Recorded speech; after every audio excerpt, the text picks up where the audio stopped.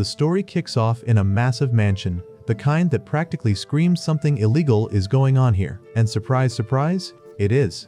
This one hosts an underground auction where terrified young girls are being sold to disgusting old men who wave money around like it'll buy them a soul. Every last one of these creeps deserves to be 6 feet under, but in this world, money talks louder than morality. Among the captives, a black-haired girl starts crying, questioning what kind of god threw her into a nightmare like this. Before despair can fully set in, a silver-haired girl named Daya calmly tells her to stop crying and look pretty, because that's the survival strategy of the night. Then, without a shred of fear, Daya walks onto the stage humming like she's heading to a talent show instead of a human trafficking ring. The host announces her as the special product of the evening, with bids starting at $10 million. And of course, every old geezer in the room starts throwing money like it's a competition for moral bankruptcy. But before anyone can claim their prize, Daya flashes a knowing smile, conjures a key to unlock her cuffs, and then summons a magic rifle out of thin air and opens fire. Panic explodes across the hall. The rich freaks scramble for cover while guards rush in, shouting orders like that's going to help. Backstage, the other girls stare wide-eyed at the chaos until a guard storms in to restore order. Too bad for him, one of the maids, a girl named Tart, smashes a bottle over his head. 2 more guards rush in, but Tart isn't here to play nice. She summons a glowing spear out of nowhere and absolutely styles on them, dodging, spinning, and knocking them flat like it's her daily warm-up. After looting the keys, she tosses them to the other girls, yelling for them to escape while she charges toward the main hall. Meanwhile, Daya is still going full Rambo, taking down anyone dumb enough to move. Then she spots the mastermind of this horror show, the so-called Madame, who destroyed their village and kidnapped them. Daya takes aim, but before she can fire, a sword-wielding guard slams into her, forcing her to block with her rifle. Just when it looks bad, Tart arrives like the cavalry and starts trading blows with the magic guard. But backup keeps flooding in, so she pushes him back, whips out a revolver, and starts blasting through the reinforcements. The 2 girls regroup on stage, weapons ready, surrounded by a sea of enemies. Daya realizes they're not getting out unless she pulls off something big, like blow a hole in the mansion, big. She starts chanting a large-scale spell while Tart covers her, mowing down guards like she's in a first-person shooter. A few intense moments later, Daya's magic erupts, blasting through the walls and opening an escape route. Outside, perched at the edge of the forest, a sniper named Lug watches through his scope. He's a professional, the kind of guy who doesn't blink while chaos unfolds. He confirms that their suspicions were right. The woman running this mansion is behind the recent village attacks. With his magic eye, basically wall hacks, Lug tracks the fleeing madame through the building. She's running like her life depends on it, which it does. Lug exhales, squeezes the trigger, and lands a perfect headshot. That clean kill flashes him back to his previous life. Back when he was an elite assassin on Earth, we see him mid-mission, silently taking out a gang of drug dealers with sniper precision. 1 shot, 1 kill, no hesitation. After eliminating 6 targets, he packs up, but his trainee wants to finish off the rest. Lug shuts her down, reminding her they only kill who they're told to. Orders are orders. Cold, but effective. They head back to their car, but Lug suddenly spots a drone hovering above. His instincts scream danger, and sure enough, moments later, an entire military convoy ambushes them. Explosions everywhere. The car goes up in flames, but Lug and his trainee barely escape, faking their deaths. He patches her wound as they rest in hiding, and she asks why he became an assassin. Lug's answer? He was born into it, raised by the organization to be the perfect killer, emotionless, efficient, and loyal. Their conversation gets a little tense, so Lug decides to remind her who's in charge by casually pointing her own gun at her. She's stunned. Turns out, he swiped it without her even noticing. Trust, he explains, is a weakness, because someday he might be ordered to kill her too. The tension cools down, but she tries to get back at him later, only to realize he already emptied the bullets from her gun. Outclassed again. Poor girl can't catch a break. By morning, they return to their safe house, where Lug gets his final call. The organization congratulates him on his last job and tells him to come home for retirement. Sounds peaceful, right? Yeah, not for long. He and his trainee board a plane under fake passports, but mid-flight, turbulence hits. And then comes the announcement, the plane's been hijacked. Lug instantly knows something's off. he rushes the cockpit, knocks out a flight attendant, and finds both pilots dead. Controls are wrecked. Classic betrayal. It clicks. The organization's tying up loose ends, and he is the loose end. Lug smirks, accepts his fate, and tries to steer the doomed plane. But a fighter jet appears outside, locking on. One missile later, the sky lights up, and the world's greatest assassin takes his final breath on Earth. When Lug wakes up, he's greeted not by flames or angels, but by a smug, white-haired goddess who looks way too amused for someone meeting a dead man. He doesn't understand why this woman is acting like she's running a prank show, so he cuts straight to the point and asks what she wants. The goddess smiles and says she's the one in charge of the dead and that he has two options. One, she can send him back to Earth as a completely new person with all his memories wiped clean. Or two, she can reincarnate him in a fantasy world where he'll keep all his memories if he agrees to do her a favor. Lug thinks about it for all of 5 seconds before deciding he's had enough of Earth and its people who think Kale counts as personality. So, he picks the fantasy world option and asks what kind of job she's offering. That's when she drops the bomb. She wants him to assassinate the hero. Yes, the hero, who's about to be born into that new world. Lug blinks, trying to make sure he heard that right.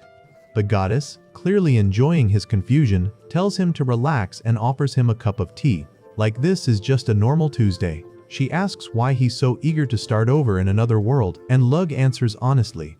Back on Earth, he was raised to kill, nothing else. His entire life was about precision, orders, and efficiency. He never got to live the way he wanted, never even got to figure out who he was. And now, at the very end, he doesn't want to die as someone who never truly lived. He asks her what kind of hero she wants him to kill. So instead of explaining, she just uploads the entire world's information straight into his head. Instant lore drop, no loading screen. In a flash, Lug learns about this new world. A place full of people with magical and physical skills that would look completely supernatural back on Earth. And right at the top of that food chain stands the hero. The guy is basically a walking cheat code, born with a legendary set of powers that makes him the ultimate golden boy. Lug asks why she'd want to get rid of someone like that, and the goddess calmly explains. The hero will grow stronger, defeat the Demon King, and save the world for a while. But then the power will go to his head. He'll lose his humanity, and in time, he'll become just as cruel and destructive as the very evil he destroyed. The world will burn again, only this time, there'll be no one left to stop him. That's where Lug comes in. It's a heavy job, but Lug accepts it. He asks the goddess to give him a good set of skills, though, if he's going to kill a hero, he'd rather not do it underpowered. The goddess agrees and blesses him with the best stats possible for a human, along with 5 special skills instead of the usual one. Lug picks his abilities carefully, balancing offense, stealth, and strategy like the professional he is. Once he's done, she warns him to stay cautious. Even though he's been gifted incredible power, the hero still outclasses him, with more than 30 different abilities. Lug promises to be careful, and with that, the goddess sends him off. He's reborn into an aristocratic family of noble assassins. His mother, Esri, is a beautiful woman with a kind heart, and his father, Sion, is a master assassin and one of the most disciplined men alive. Not exactly the average household, but for Lug, it's perfect. Years pass. Lug grows up into a sharp, capable boy. Every morning, he goes hunting in the nearby forest, moving with the same precision he once used in human missions. His philosophy is simple: the cleanest kill makes the best meal. A quick headshot keeps the flavor pure. Ruthless logic, but it works. Today's catch is a rabbit. He brings it home, cleans it up, and decides to experiment a little in the kitchen. His mom tries to complain that she never gets to cook for him anymore, but Lug brushes her off, politely but firmly. He insists he's about to make something that even Gordon Ramsay would approve of. He slices the rabbit into fine pieces, thinking about the nutritional balance like a gym bro analyzing macros. Rabbit meat is lean and packed with protein, but a little too gamey. To fix that, he adds herbs and dried mushrooms before sealing it in a pressure cooker. While it cooks, he starts preparing a bechamel sauce, a skill he picked up back when he pretended to be a contestant on MasterChef just to get close to one of his targets. When the meal's ready, he mixes the creamy sauce with the stew and serves it to his family. They love it, especially his mother, who jokes that he should sell it to restaurants. Lug just smiles. A nice thought, but a bit too capitalist for dinner conversation. Later that evening, his father calls him to the training room for his regular checkup. Every week, Sion examines Lub's muscles, bones, and joints, making sure his body is growing the way it should. But there's more to their family than meets the eye. Publicly, they serve as royal doctors, treating nobles and royals alike. Secretly, they use that same access to get close to their targets and eliminate them. It's an assassin's dream cover. Sion is a strict mentor but an excellent teacher. He trains Lug-in healing techniques, stealth tactics, combat forms, and weapon mastery. It's brutal but effective. And for Lug, it's perfect. He gets to hone his skills without hiding his true purpose. After the inspection, Sion nods in approval, saying Lub's body has recovered well and he might finally be ready for the surgery. Lug's father finally decides it's time for their family's traditional upgrade, a surgical procedure that gives their bloodline one of its deadliest secrets, eyes that can literally see mana, pierce through darkness, and zoom in on targets from hundreds of meters away. It's like getting built-in night vision goggles and a sniper scope in one, and Lug has been waiting for this moment since forever. The surgery goes smoothly, and after a few days of wearing a blindfold like a budget daredevil, he finally opens his eyes and sees the world in ways he never thought possible. He can see the glowing streams of mana inside his father's body and even the faint blue haze of energy radiating from his own hands. His father proudly tells him that they found him a magic teacher at last, and Lug lights up like a kid getting his first lightsaber. But of course, because this is an anime, things can't just be normal. His mother decides the best way to meet this new teacher is by dressing her son up like a fancy cross-dressing noble. Lug doesn't even question it anymore. He just accepts that this family runs on chaos. When the teacher arrives, Lug expects some crusty old wizard who smells like expired sage. Instead, out walks a silver-haired beauty named Dia, who immediately blows away every preconception he had. Lug looks at her like, "Really? This is my teacher?" And she immediately senses his doubt. Without saying a word, she raises her hand and casually detonates a massive explosion in the distance just to prove her point. So, yeah, lesson learned. She's the real deal. The next day, she gives him his first test. Fill this little crystal orb with mana. Simple enough, right? Lug nods and starts channeling his energy, but there's one small issue. His mana capacity isn't normal. It's absurdly high, like nuke your own house levels up high. The crystal starts to crack. Dia panics and screams at him to throw it. Lug launches it sky high, and seconds later, the thing explodes like a mini nuclear bomb, shaking the forest for miles. His parents rush over, probably expecting to see ashes where their mansion used to be, but instead of scolding him, they're proud. His dad even says the explosion was impressive, though a bit overkill for an assassin. That's parenting goals right there. Encourage your kid's murder magic, just ask him to tone it down next time. Dia, on the other hand, looks like she just aged 10 years. She tries to cover for Lug, saying it was her fault for not supervising properly, but his parents brush it off like, "Nah, he's fine, just don't blow up the neighbors." Later that night, Lug wonders how to get more of those mana crystals because they could be game changers in his mission. And then there's a knock at his door. It's Dia. One thing leads to another, and let's just say his private lessons suddenly get a lot more hands-on. Dia smugly tells him that as his teacher, she can technically order him to do anything, and Lug just decides to roll with it to keep the peace. The next morning, it's back to business. Dia gives him another crystal ball this time, just to test his elemental attributes. Lug pours in a small amount of mana, and she confirms he has both fire and water attributes, which basically means he's about to be a walking steam explosion factory. Dia can barely contain her excitement when she finds out Lug has both fire and water attributes. It's a rare combination, like finding someone who can code and touch grass. But Lug, being the overachiever he is, asks her to test for the other two elements as well. When the results come in, Dia's jaw practically hits the floor. This man has all four basic elements: fire, water, earth, and wind. Dia's amazed, but also genuinely thrilled to have such a prodigy as her student. She decides to start his elemental training with earth magic, which apparently involves getting way too close for comfort. The process looks a little questionable, but hey, it works. Lug focuses, channels his mana, and successfully converts it into the earth element. Suddenly, words appear in his mind, his very first spell, sent directly by God. He can't read it though, because it's written in some cosmic gibberish, so Dia steps in and demonstrates. Lud copies her movements perfectly on his first try, which leaves her both proud and slightly unnerved. She tells him that with every bit of practice, God will keep downloading new spells into his brain like some divine Wi-Fi update. But Lug, being the curious type, asks if she can write down the spells she already knows so he can try casting them too. Dia humors him and writes out a basic spell to create iron. To her utter disbelief, Lug casts it flawlessly without any divine help. She just stares at him like he's broken a rule of existence, while he casually theorizes that the world probably has some kind of mental barrier preventing people from even realizing they can do this. The only problem is, Lug can't actually read the spell language, he can just imitate the sounds like a parrot learning Shakespeare.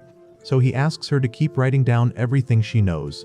Together, they start comparing spells and notice that the words have strange numerical patterns baked into them. Lug quickly realizes that those numbers correspond to real-world physics. Melting points, densities, atomic structure. He explains it to Dia, who just stares blankly like someone asked her to solve a calculus problem mid-meal. Lug doesn't blame her, magic physics isn't exactly light reading. Then he decides to take things a step further. He creates a new spell from scratch, one that should produce gold instead of iron.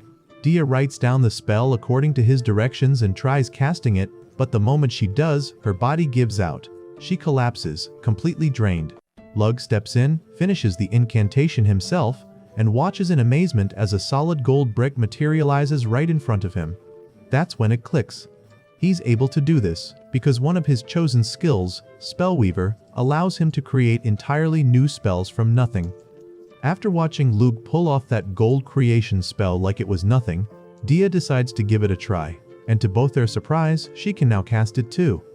The two of them get way too excited about this discovery, realizing they've just cracked the code to creating new spells together. What follows is a magical montage of them training side by side, growing closer, and geeking out over new ways to break the laws of physics. Eventually, Lug decides to invent something truly groundbreaking, something that screams freedom, danger, and a questionable relationship with gun laws. He creates a full-on magical firearm that fires tungsten bullets. Dia manages to copy it, but Lug isn't satisfied. He stares at the pistol like a guy who just built his first PC and already wants to upgrade. So, naturally, he builds a cannon next. A massive one that can obliterate a target miles away. A few days later, the mood shifts. It's Dia's last night at the estate before she has to head home, and she's clinging to Lug like she's trying to memorize him. She wishes she could stay with him forever, but life and anime don't work like that.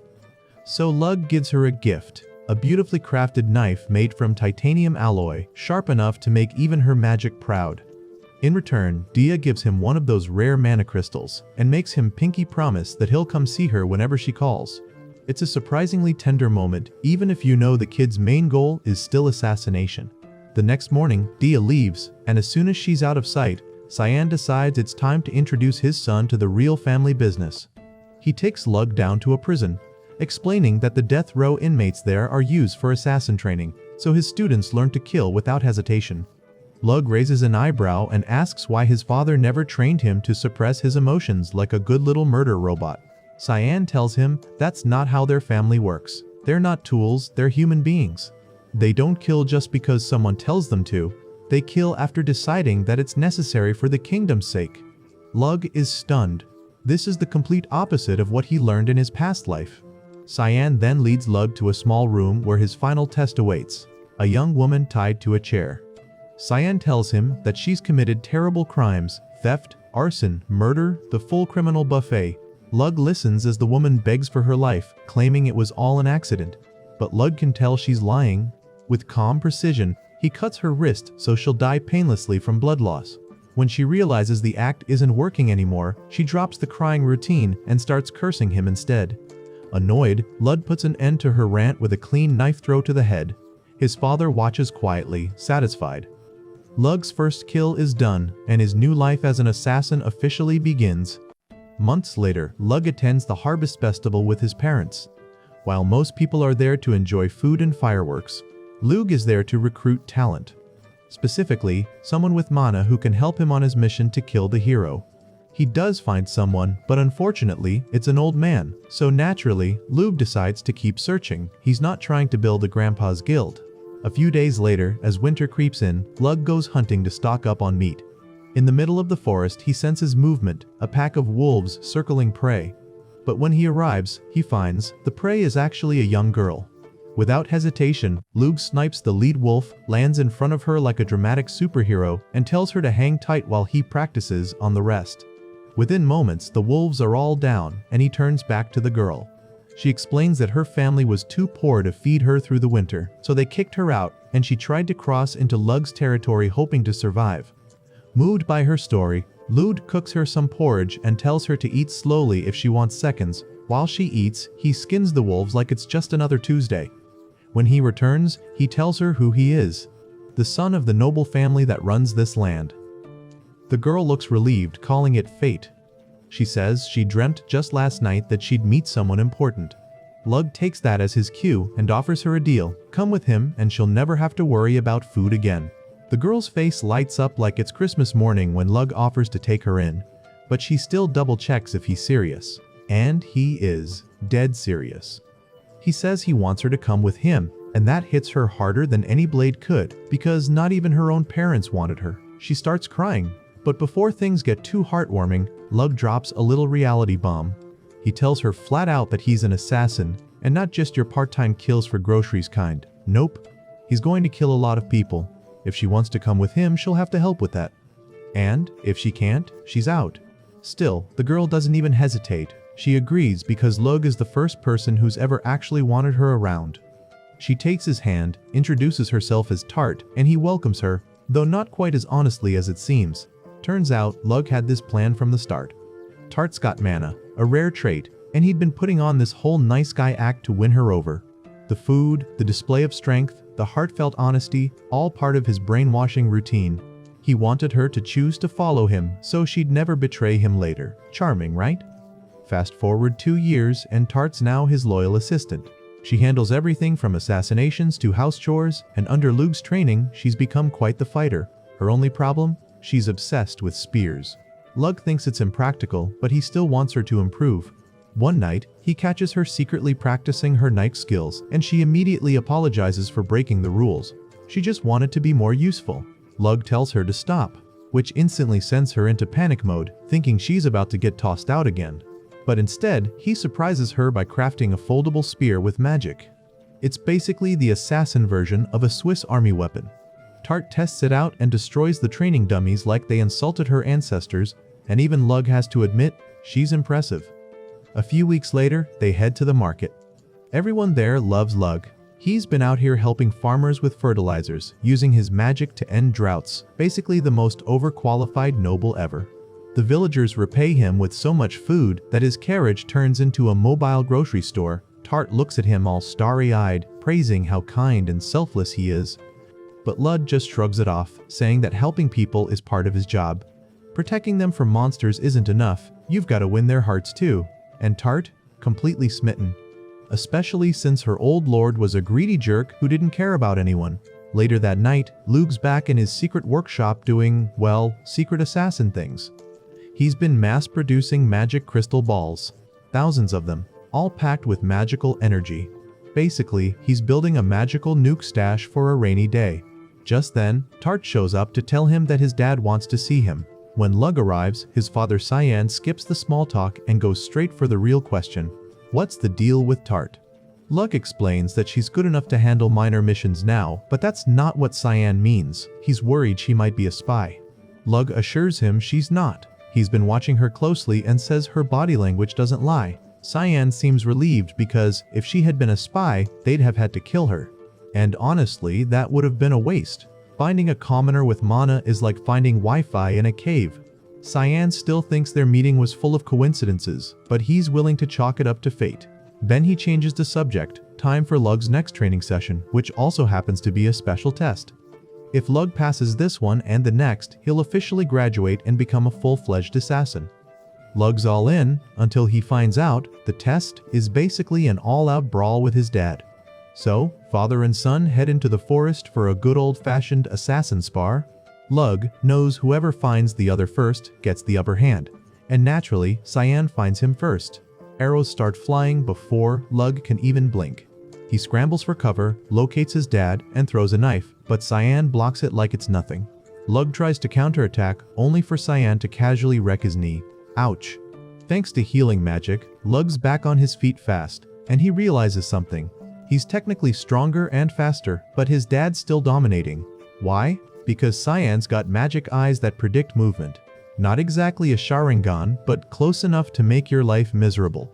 Lug keeps dodging, trying to outthink him when he suddenly triggers a trap. He avoids it, feeling smart, until he realizes it was a distraction. Cyan was already there, ready to strike again. Once more, the old man proves why he's the master assassin. Lug finally manages to land a solid kick on his dad, and Cyan, being the dramatic assassin he is, vanishes into the forest.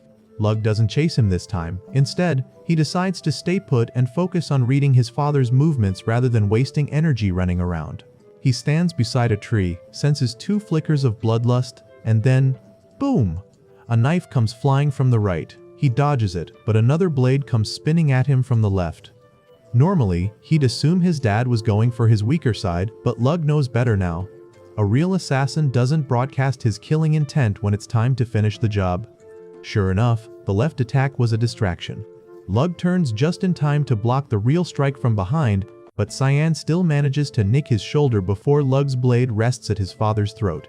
Cyan accepts his loss like a proud, slightly annoyed dad who just got outsmarted by a kid who probably still has bedtime.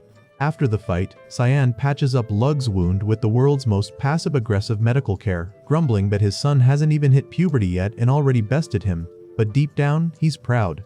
Lug even held back by not using magic because, as he puts it, that would have made the fight pointless. This was about skill, not shortcuts. Cyan gets it, his boy's grown up. He officially declares that Lug has nothing left to learn from him and that from now on, the world will be his teacher. The next step? Real missions? Cyan starts taking him along on fieldwork. Assassinations disguised as justice. They take out corrupt nobles by night and heal patients by day. Basically, the family business is a mix of House MD and John Wick. During one of these doctor visits, Cyan drops the final test. It's time for Lug to learn how to kill from the inside. Not through shadows or rooftops, but through charm, deception, and trust. Lug jokes if that means becoming a chef, since he's pretty good at that. Cyan, though, has a different disguise in mind, a merchant. Nobles drop their guard faster for someone who can sell them shiny trinkets than for someone offering free healthcare. Cyan already has a full fake identity prepared. Lug will live as Ilik Baller, the heir of a prominent merchant family who owes Cyan a favor. For the next 2 years, Lug will train as a merchant and learn to blend in among the rich and arrogant. Before he leaves, Cyan throws a farewell party.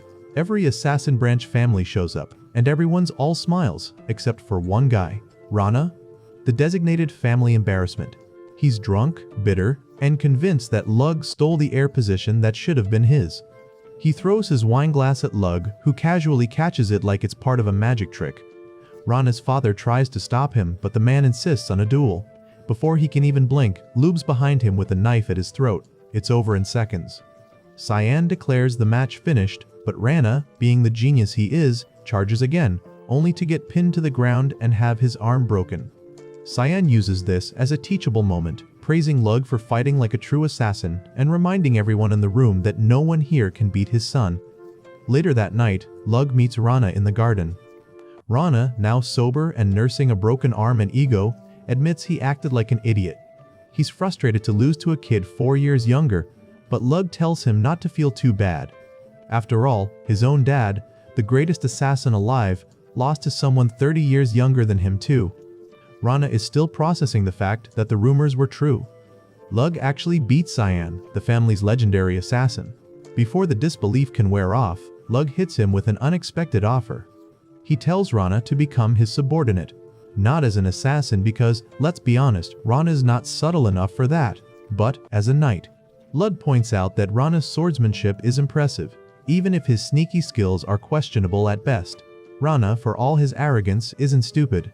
He knows opportunity when he sees it. becoming the right-hand man to the next head of the family? That's not losing, it's smart investing. He accepts. The next morning, Lug departs to begin his training with the baller merchant family, officially stepping into his new life. Dia tags along. They soon arrive in the merchant town of Miltio, and Lug dyes his hair to complete the illusion. Illig Baller is born, a charming young merchant with the sharp eyes of a killer. Meanwhile, in another corner of town, a blue-haired girl named Maha is running her small but successful business. Her late father was a merchant, and she's inherited both his skills and his stubbornness. She leads a group of orphans who help visitors around town. An honest, simple life, built on teamwork and survival. Maha dreams of earning enough money to buy a proper home for all of them, and for a while things actually seem to be going well, until of course the universe remembers it's an anime and sends in trouble. A group of thugs shows up at their base, loudly announcing their plan to kidnap them. Maha doesn't freeze, she fights back with magic, shouting for her friends to run. Some escape, but she and 2 others are captured and dragged to an orphanage on the outskirts of town. The place is run by a disgusting man named Torin, who looks like every villain that's ever said, "It's for your own good." He claims they'll be part of his orphanage now. When one of the boys dares to talk back, Torin punches him and makes it clear that disobedience equals punishment. The kids are locked in a room with others who've already been through the same nightmare. They're confused. Why kidnap orphans for charity? The thugs throw a bag of wilted vegetables into the room, declaring that's their food for the entire week. While most of the kids sit in despair, Maha tries to keep them calm and suggests cooking together, clinging to whatever hope she can muster. Years pass and the hope fades. The children grow into exhausted teens, forced to work as servants and sew clothes for sale. Those who fall behind are beaten. But Torin doesn't want them too damaged, he's saving them for something far worse. His next business project involved selling the girls to depraved nobles. One by one, Maha's friends are broken. Some don't survive it mentally. One girl even scars her own face, desperate to make herself unwanted. By the time Maha overhears Torin saying that she's next, the horror is all too real. Panicked, she runs to the barn with a scythe, ready to scar herself too, anything to avoid what's coming. But before she can, Lug steps out of the shadows like a knight wrapped in sarcasm and mystery, dropping the kind of line only an anime protagonist can get away with, something about not ruining her face with tears. Later, Torin proudly presents the lineup of girls to Lug, introducing him as the son of the Baller Trading Company.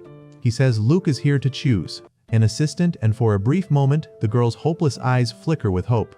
Lug picks Maha immediately. She hesitates, torn between guilt for leaving her friends and the terror of staying behind. Lug finalizes the deal, but Torin slyly tells him to come back in 3 days to pick her up, buying time for his twisted plans. Maha realizes what he's planning but can't say a word in front of him. Lug agrees to the delay, but leaves Torin with one quiet warning: since he's bought Maha, she's now under the protection of the Baller family. That night, the inevitable happens. Torin loads Maha into a carriage, planning to deliver her to a client and himself.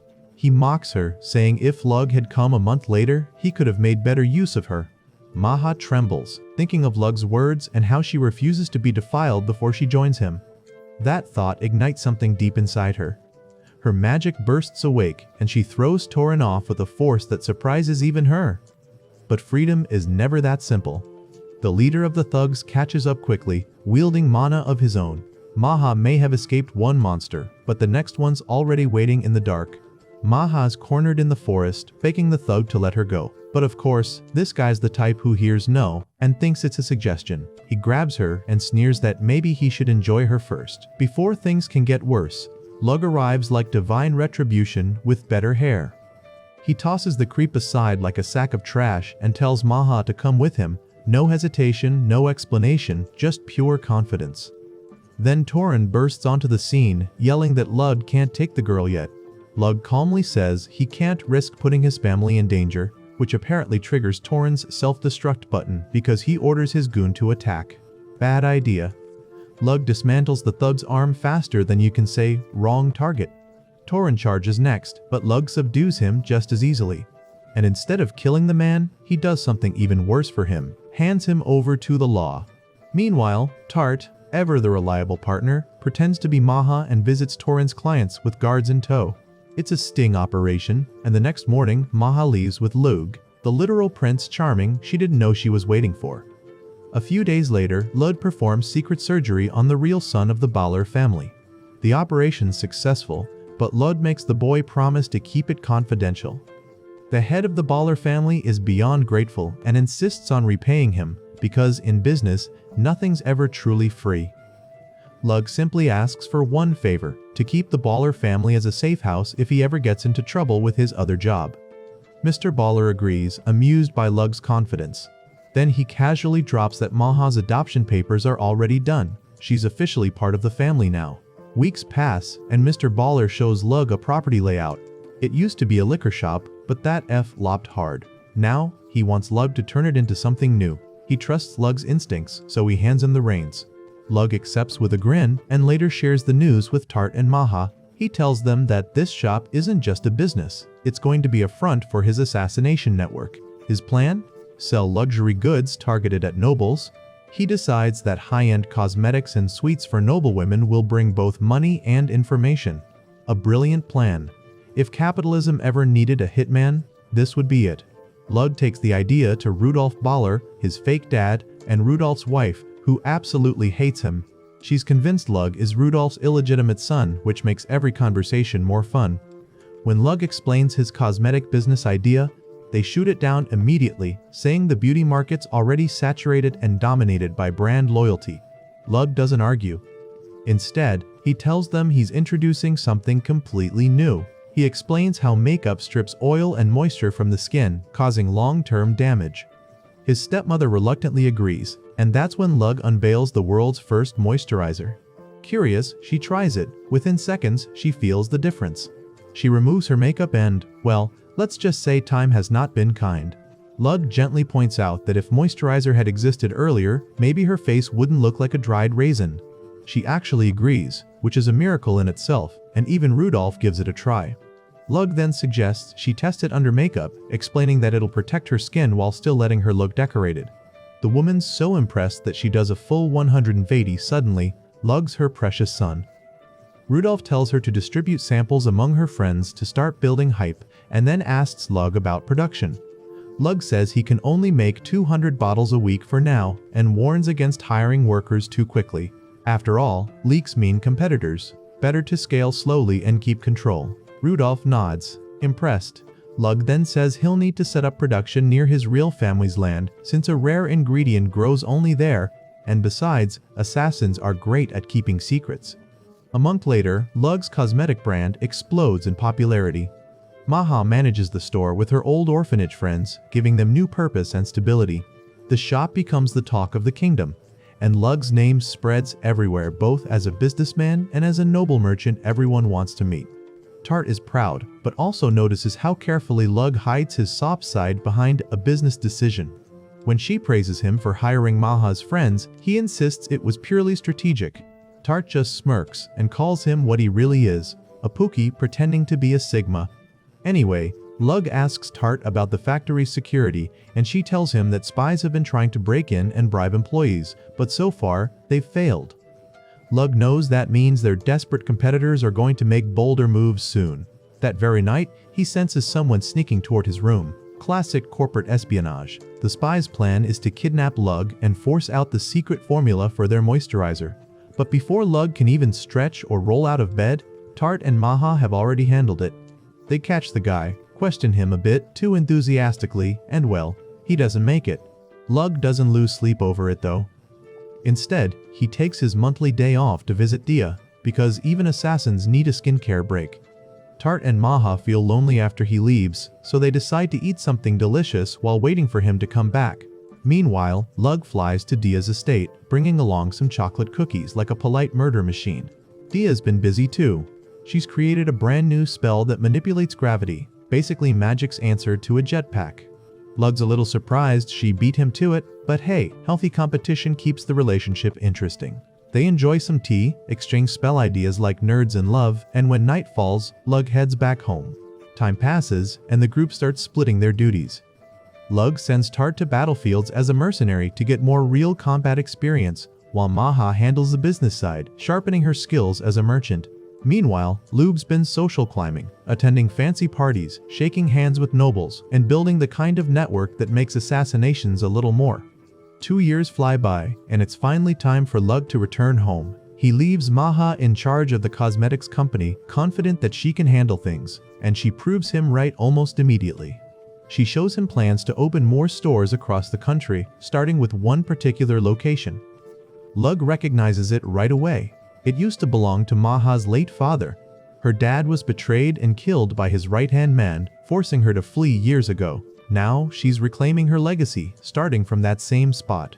Lug tells her to go for it. He doesn't mind her mixing personal motives with business, as long as she delivers results. Maha's touched by his trust. Just then, her friends walk in to give Lug a farewell gift. They thank him for saving their lives and giving them a future. Lug accepts it graciously, promising he'll never forget them. After that, he changes back to his original appearance and prepares to leave. He leaves Maha in charge of both the business and his information network, and she promises to work hard to make him proud. Before he leaves, she asks him to visit once in a while because, running an empire gets lonely. Lug promises he will, and with that, he heads off. On the way back, Tart sits beside him looking a little gloomy, clearly missing Maha already. Before Lug can say anything, he senses danger, mana signatures nearby. He orders the driver to stop, and sure enough, a pack of wolf monsters surrounds them. Tart immediately perks up and asks if she can handle it. Lug gives her the go-ahead, and she wastes no time. She grabs her spear, yes, the one strapped to her thighs, and charges in. With a mix of precise strikes and light magic, she wipes out the wolves like it's just another day at the office. Lug's impressed by how much she's grown, but he also realizes that monsters showing up near human towns means one thing: the hero's arrival is close. Soon, they finally reach his family estate. The local farmers are overjoyed to see him again, showering him with gifts of fruits and vegetables because nothing says, "We missed you," like a sack of potatoes. Lug appreciates the gesture, then returns home, where his mom immediately hugs him tight and starts sniffing him like a bloodhound who's been waiting 2 years for a whiff of her favorite son. Once she's satisfied, Lug heads to his father's office for a more zero-civilized reunion. Cyan can't hide how impressed he is with Lug's progress. In just 2 years, the kid went from a student merchant to a world-famous businessman. Honestly, that's faster career growth than most people get in their entire lives. He admits that when he sent Lug to train under the Baylor family, he just wanted him to learn how to blend in with merchants, not become a mogul. Then Kane drops a bit of wisdom on him. He says he had another reason for sending Lug away. He wanted him to see there's more to life than being an assassin. Lug's caught off guard by that one, and Kane explains that while he himself is too deep in the assassin life to change now, Lug still has choices. He has the talent to build, not just destroy. He could live a comfortable, respected life doing business instead of constantly working in the shadows. Kane even points out that Lug has never actually killed anyone yet, which means he still has a clean slate. But Lug doesn't see it that way. He spent years perfecting his craft for one purpose: to become the best assassin in the kingdom. Kane sighs and tells him the truth about their work. It's thankless. The country only values them while they're useful. The moment their secrets get out, the same king they serve would have them executed without hesitation. That's why Kane built a second identity for Lug to give him an escape route, a way to quit before the job consumes him. But in the end, he says the choice is Lug's. Lug doesn't hesitate. He proudly declares that he'll continue as an assassin. When Kane asks why, Lug says it's because he's met people he wants to protect, people who've given his life meaning. He's willing to stain his hands if it means keeping their happiness safe, even if the kingdom turns on him later. If his path as an assassin ever ends, then fine, he'll become a merchant, but until then, he'll fight. Kane can't help but be proud of that answer. Then Lug adds one more reason: he wants to remain a noble assassin. He's in love with Dia and wants to marry her someday. But to do that, he needs a noble title.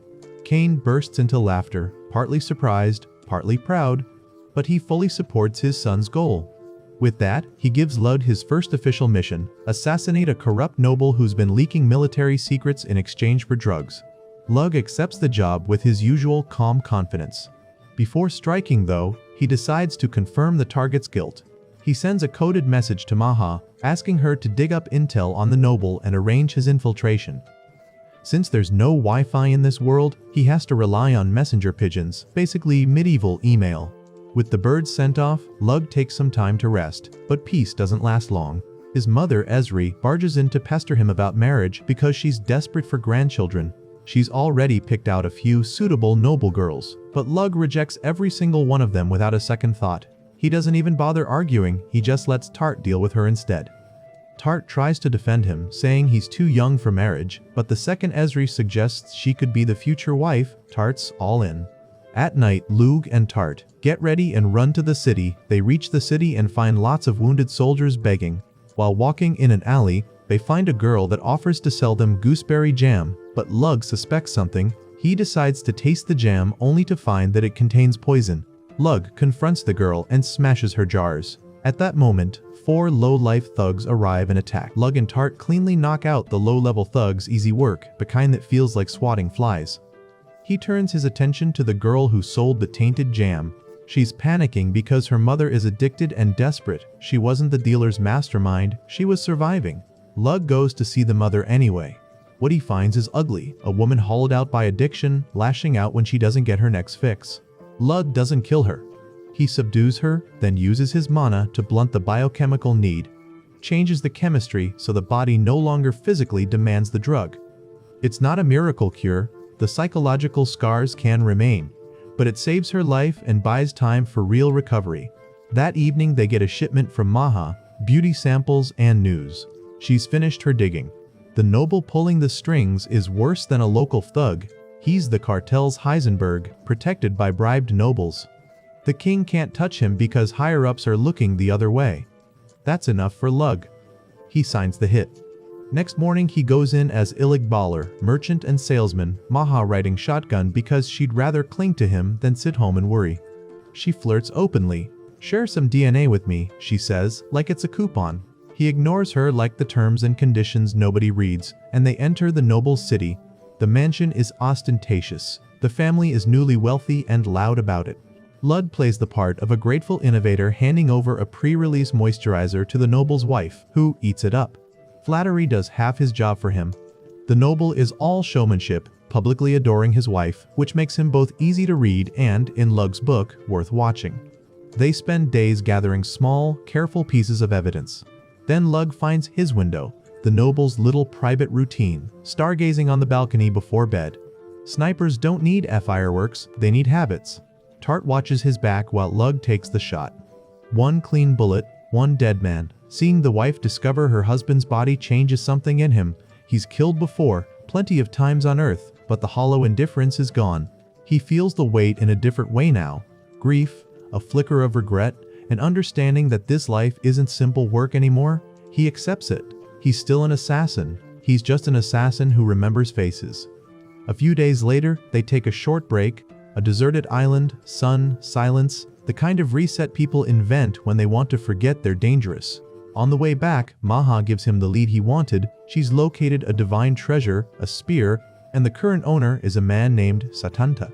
Maha thinks Satanta is the likely candidate for hero status, the kind of person whose name gets written into prophecies and wars. Then she drops the other shoe. Civil war has broken out in a nearby kingdom, and Daya's family has sided with the crown. Lug tenses. Wars make everything messy, but Maha's next line is the one that really matters. The rebel forces have a dangerous soldier named Satanta. Lug doesn't wait around, he flies straight to Daya's estate. She greets him, bright and calm as ever, and when he brings up the war, she waves it off like it's someone else's traffic jam. She says it's far away and they'll be fine. Lud points out what any sane person would: if the hero is on the rebel side, ordinary soldiers won't stop him. He offers to use his merchant identity to evacuate her family, get them out before the front line reaches their doorstep. Daya gets furious. Proud noble that she is, she refuses to flee. Duty matters to her. She won't run just because an assassin in disguise suggests it. Then, 5 seconds later, she's distracted by Lug's hair color and asks him how he did it. Lug tries to stay on mission. Daya blithely ignores him. She's suddenly in charming mode. Her father's away, so let's go on a date. Lug is outmaneuvered by someone who can both lecture and shop at the same time. They stroll the market. Lug notices more soldiers than he expects. Retired troops, Daya explains, invited in to help evacuate if the war comes to town. She runs into a new stall and drags him into an archery game. Lug cheats, just a little, with Mana, but Daya calls him out. He decides to teach her instead. In 3 tries she hits the target and he wins a stuffed bear for her. They act like normal people for a while, food, talk, the small kindnesses that make life bearable. When he leaves, Daya suddenly commands everyone to drop their disguises. They are not market regulars, they're soldiers. She's been preparing to lead the town's forces into battle, and the parting with Lug is raw, she cries, unsure if they'll meet again. Not long after, a new emergency arrives at Lug's estate. Tart rushes in. Cyan is already treating a badly injured man. It turns out, the wounded man came to them with a single purpose. He wants Daya dead. Cyan offers the job to Lug. He can refuse, but the information Cyan provides complicates everything. Daya's family supported their king in the civil war, and they lost. As the losing side, they've been stripped of wealth and forced to sell off holdings to pay compensation. In short, their position is fragile, politically and financially. Lug listens, anger and conflict mixing together. The world is smaller and crueler than a single assassination can fix, and the choice in front of him is suddenly not just professional. It's personal. The victory didn't bring peace. The winning side wanted more than land and titles. They wanted Daya. Pretty powerful women with mana aren't just people in this world, they're breeding stock. Daya's father, squeezed for money and desperate to stop bloodshed, agreed to hand her over. To avoid a massacre, Daya pretended to accept a marriage to a lecherous noble. Lug hates himself a little for missing the signs on their date, but Cyan keeps going. The real shock is how the people of Daya's territory reacted. Instead of allowing her to be handed over, they rallied. Volunteers rose up to defend her. Ordinary folks who chose sides because they believed in her. That sparked a new wave of fighting.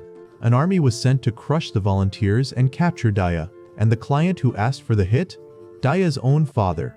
Cyan explains it plainly. The plan is to stage her death. They'll fake the assassination, evacuate her, and claim she's dead so the war loses its spark. Lug understands the mission now, but he's puzzled why Cyan took a job that doesn't directly help the kingdom. Cyan's answer is simple and human. Daya's father is his friend. He would have gone himself, but he can't travel fast enough. Only Lug has the speed to reach them in time. The wounded messenger lying on the floor left 3 days ago. If help is going to arrive, it has to be now. Lug doesn't hesitate. Professional protocol might say refuse, but this is personal. He'll risk everything for Daya. Tart insists on coming, even though Lug tells her she can't keep up over a 300-kilometer sprint. Her solution is peak. Tart, she'll carry him for part of the journey. Using wind magic, she creates a pressure field that cancels air resistance and drags them forward like a human torpedo. It burns her mana and stamina fast, but she remembers that Lug saved her life and wants to pay that back.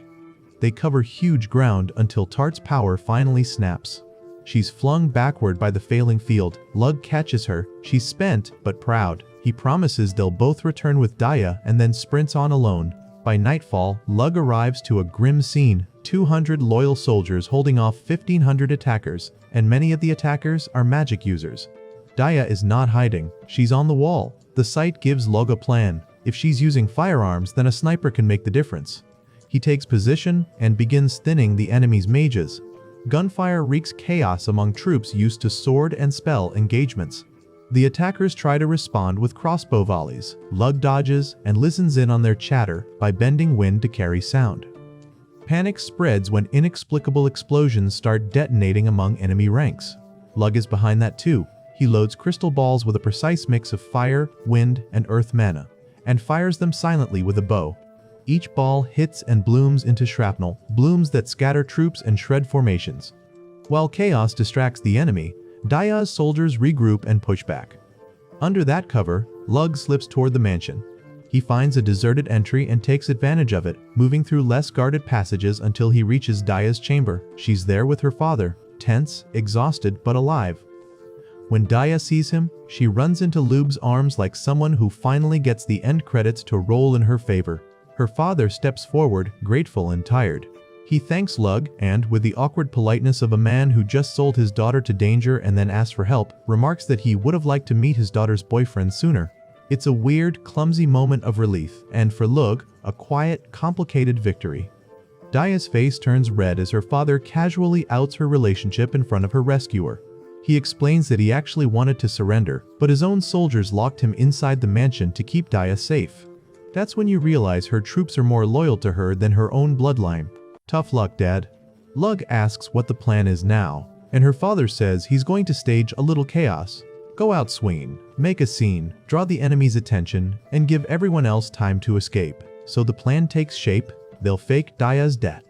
Lug sets the room ablaze, positioning a fallen soldier's body as her decoy. He tells Daya to scream out the window about how she can't bear to live after so much bloodshed. She's not thrilled about the theatrics, but she agrees, takes a breath, and opens the window. Then, Lug freezes. Something feels wrong. That gut-deep, quiet dread he remembers from his previous life. The moment before a fighter jet locked onto him. His magic eyes scan the horizon, and then, it happens. A massive spear whistles through the air, splitting into mini projectiles that tear through soldiers like paper. Lug reacts instantly, throwing himself over Daya while lobbing a micro-nuke to intercept the attack. The explosion rocks the mansion, but the spear cuts straight through it, shredding the entire room before finally stopping mid-air. The spear glows with mana and zips back to its owner's hand, a red-haired warrior standing proudly in the distance. The guy radiates power like a human sunburn. Lug doesn't waste a second. He pulls out his cannon and warns Daya and her father to cover their ears. The blast hits dead on, detonating hard enough to turn most men into vapor. But this one just loses his armor. That's it. Beneath the smoke, he's smiling, energized, like someone who just discovered pain and decided it's his new favorite hobby. His muscles start bulging, his aura spikes, and Lug realizes what's happening. The S-ranked Berserker skill, the more damage he takes, the stronger he gets. Lug knows he can't win this head-on. Daya's father immediately orders him to take Daya and run, because this isn't just some battle-crazed knight. This is the soldier who ended the entire civil war alone. Even the royal family surrendered to him. The redhead, now screaming with excitement, addresses Lug directly. He says he's impressed and offers him a choice. Either he kills everyone here, or Lug duels him like a knight. If Lug wins, he swears to retreat and protect Daya's family forever. That's when Lug realizes who he's facing. The legendary hero himself, Satanta, wielder of the divine spear. Maha's intel was right, but that doesn't make it any less terrifying. Lug also notices something strange. Despite being a berserker, Satanta is still perfectly rational. Satanta grins and warns him not to run. If Lug tries, he'll chase him to the ends of the earth, and he means it. Lug can tell this isn't a bluff. So, reluctantly, he accepts the duel. Daya, understandably panicked, asks if he can actually win. Lug gives her the most comforting answer imaginable. He's pretty sure he'll lose. As he stores away his cannon, he adds that if that thing couldn't even make Satanta flinch, he'll be lucky to last 10 seconds. Honestly, that's generous. She nearly explodes in disbelief, asking why he'd even fight someone he can't beat. Lug's reply is calm and chilling. He just can't beat Satanta in a fair fight. He's an assassin, not a knight, and he plans to fight like one. He conjures a sleek, black rocket and tosses it out the window, where it instantly vanishes. Then he turns to Daya's father, asking him to come along. They'll need him as a witness if they want this duel to actually end the war. Her father offers to use his soldiers to stall Satanta, but Lug shuts that idea down. It would only get them all killed. So Lug makes it simple. He's going to assassinate Satanta here and now. Lug steps forward to face him, Daya's father at his side, and accepts the challenge. Satanta looks thrilled. No one's ever said yes before. Lug, meanwhile, is counting the seconds, waiting for the device he planted earlier to finish preparing. He needs 5 minutes. 5 long, impossible minutes. Lug starts off cool and calculated, introducing himself with a fake name just to throw the crazy hero off his rhythm. While Satanta is flexing and radiating chaos energy, Lug quietly scans his body for injuries from the earlier explosion. Lug keeps his voice calm and asks whether Satanta will actually withdraw his army if he loses. The hero, surprisingly, says yes, and even adds that if anyone else dares to attack this region, he'll fight them himself. And to prove he's serious, he's ready to cast a binding spell on himself. Lug tells him he believes him but adds, a bit too casually, that if Satanta dies in the duel, he won't exactly be around to keep his promise. That line hits harder than a spell. That conveniently buys Lug a few more seconds. Now it's finally time for the duel. Lug draws a knife, which confuses Satanta, because, really, a knife against the divine spear? It's so absurd that Satanta assumes Lug must be planning something clever, which, to be fair, he is. Lug smirks and says the fight will be over before Satanta even gets a chance to throw his spear. That line alone is enough to make the hero's ego catch fire.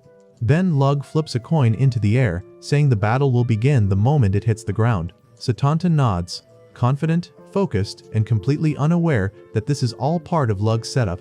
The coin spins in the air, slowly falling, and just as Satanta's eyes follow it, the sky itself opens up. A blinding light crashes down, followed by a massive explosion that rattles the entire battlefield. The shockwave slams into Lug, throwing him back like a leaf in a storm. The duel ends before it even begins. That attack wasn't some fancy spell, it was a weapon idea from Lug's previous world.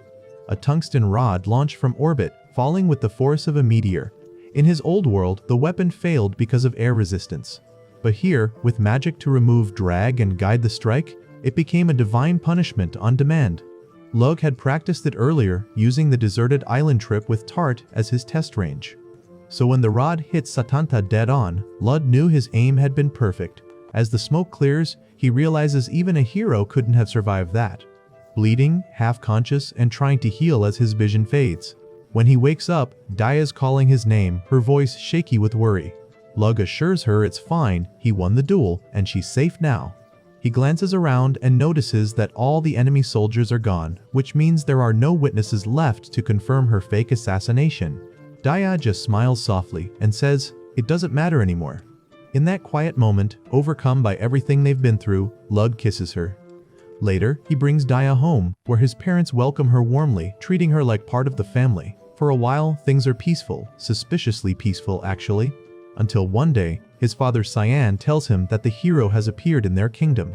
That single sentence flips Lug's world upside down, because if a new hero has emerged, that means the Demon King is rising too.